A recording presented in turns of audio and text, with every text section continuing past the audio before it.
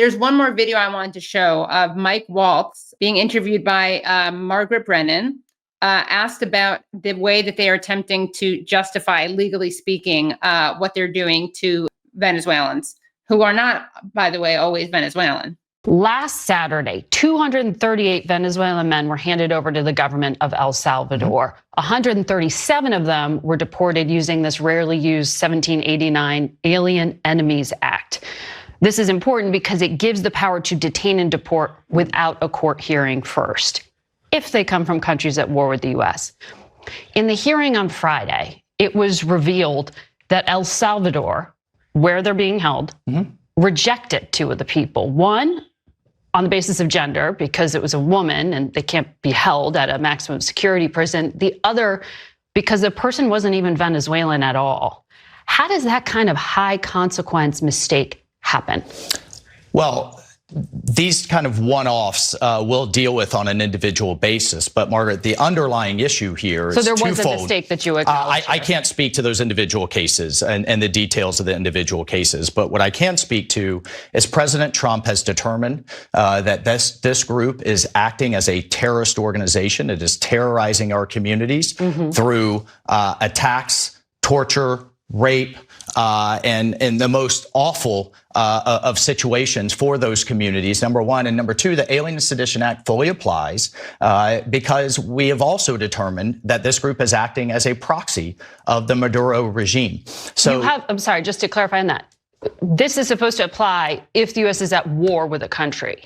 You are saying you have evidence that the government of Venezuela is directing these gangs? We are saying that TDA is acting as a proxy of the Maduro regime. This is how the Alien and Sedition Act applies. And we cannot have district judges interfering with the commander-in-chief's actions to take care of, in the way he deems necessary, a terrorist organization. So the U.S. is at war and I got to tell you, we can debate on Article 2, Article 3. That's a fair debate. However, in this case, the commander-in-chief, President Trump, is taking decisive action to rid our communities of these gangs that are operating in a paramilitary fashion, and that we know Maduro is deliberately emptying his prisons in a proxy manner to influence and attack the United States. That's so different. That's how the U.S. is not at war with the country of Venezuela. I know the Attorney General said on another network she thinks this is going to go to the Supreme Court. Sure, that's fine.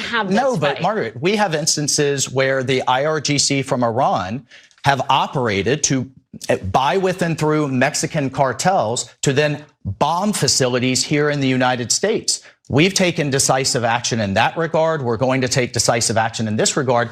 And we're making a Washington, D.C. distinction when the American people are tired of being terrorized by these gangs. No one is defending gangs, but it sounds like it. It certainly sounds like it from the Democrats on the other side. It sounds like in the case of this judge that wanted to turn a flight around full of gang members that had intelligence packets that had determined what they're doing. To a man's prison. And El Salvador said no. I mean, so it's the question of if you are suspending the ability to have a day in court, that you get the list right.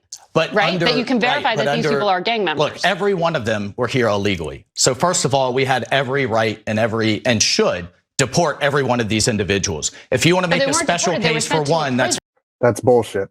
Which part? That they were all here, the whole thing, but they were all here illegal. Like just one, I forget the woman's name, this elderly woman returning from visiting family somewhere. She'd worked in DC for the US government for like 20 or 30 years. Yeah.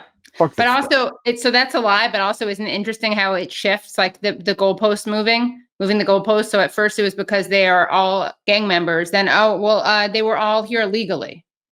Like what's next? Yeah. But and of course you have the right to due process, even if you're here illegally, as someone just pointed out. Yeah.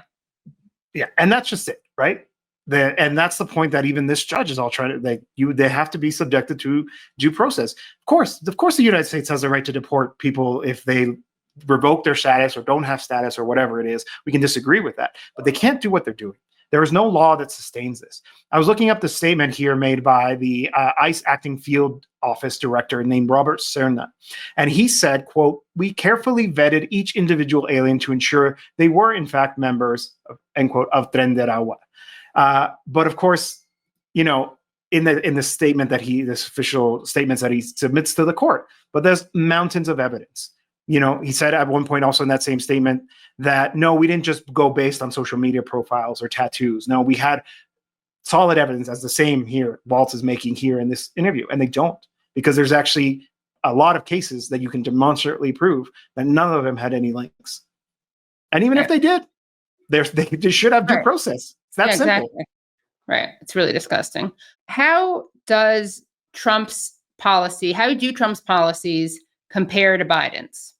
You know, part of the reason that I think they're able to even think that they can get away with this when it comes to Venezuelans has been the years-long demonization of Venezuela, of the Bolivarian revolution, of the Maduro government. You know, that it's so easy to throw these terms around, the regime and the dictatorship and the rest of it. And so therefore all the Venezuelans, you know, people find it maybe believable to when they hear that Maduro's emptying out his jails to send them over to the United States. And it's all because of this campaign, which the Democrats also, you know, participated in, right? Debbie Wasserman Schultz has been one of the loudest voices, a Democrat from Florida, around the so-called dictatorship and the human rights violations that are allegedly happening in Venezuela. And that's part of it, right? I think that's part of the kind of bipartisan consensus when it comes to Venezuela. And so to answer your question, I think that the change has been virtually none, right? Things are certainly more aggressive. I think, for example, what happened very recently over the weekend, this announcement that Trump is going to apply this term he invented, secondary tariffs, to all countries who are buying oil and gas from Venezuela. Oddly enough, you know, one of the countries that's buying oil and gas from Venezuela is the United States.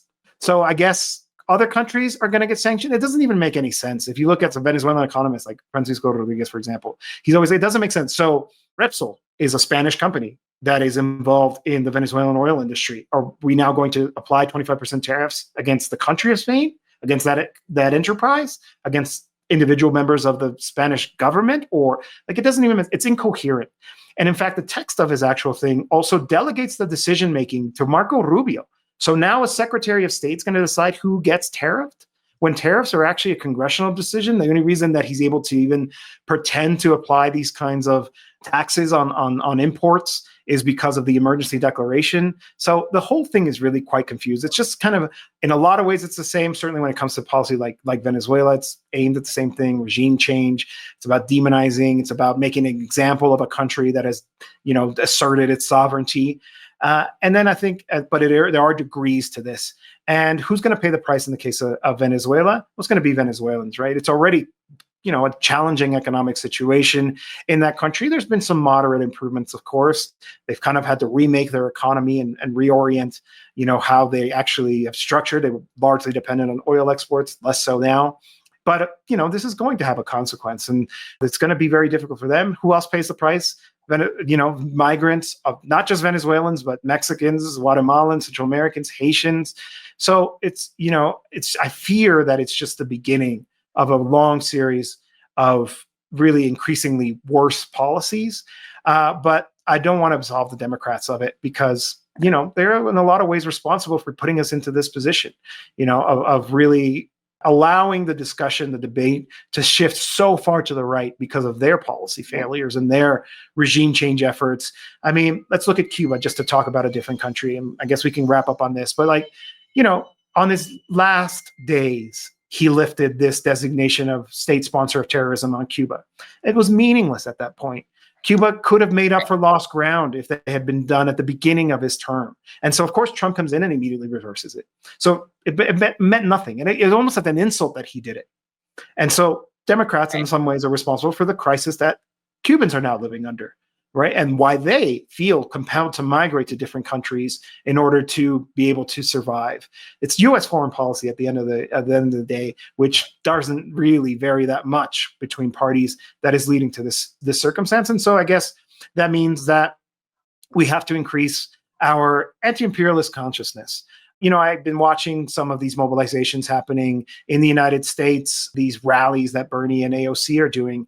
And it just kind of, I hate to be cynical about it because, at least people are doing more than voting.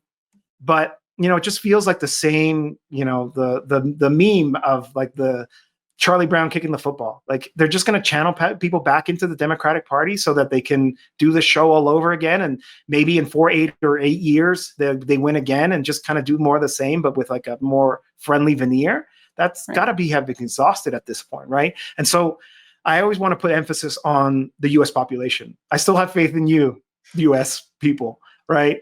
To see what's happening. I'm hearing a lot of noise, for example, around these May Day mobilizations around migration and things like that. We saw these huge ones in the early 2000s, mid 2000s, just like millions of people taking to the streets. I hope that's kind of the direction where people are going, independent, grassroots, anti-imperialist, pro-migrant mobilizing, because I think that's what's going to be able to save us. Obviously, we had a long discussion around the justice system basically not being able to hold the executive to an account. They're openly flaunting. They are attacking judges on national television. So that means it's up to us as the population to be able to actually resist this because the institutions apparently are not up to the task. Oh, yeah, that's a whole question. What the hell do we do with electoral politics? What do we not do with them? What do we do where? Yeah, it's a Sisyphean task. But I always try not to tell anybody in the U.S. what to do, but I do encourage them to see the experience of Mexico. We had a very firmly entrenched duopoly in this country. Yeah. The whole 21st century was basically ruled by two parties, PAN and the PRI, right? And then before that, a 70+ year dictatorship. And it was very violent. People were martyred as a result of their efforts to build an alternative electoral force. And then that electoral force became so corrupted and so consumed by the system that we had to go and create another electoral body, an electoral organ, Morena, to be able to once again contend and actually put a left-wing option on the ballot. It was difficult, but we got there. And, we had at one moment, we were talking about how Claudia Sheinbaum was able to kind of buck this trend. Not only did she win, but she actually exceeded the level of vote and support that López Obrador did in 2018 when she won in 2024. So I think there's important lessons there. Obviously, there's a lot of things that you have to adapt to your reality, but I do think that there is something there for people to take away, to learn that it wasn't easy, but it was definitely worth it.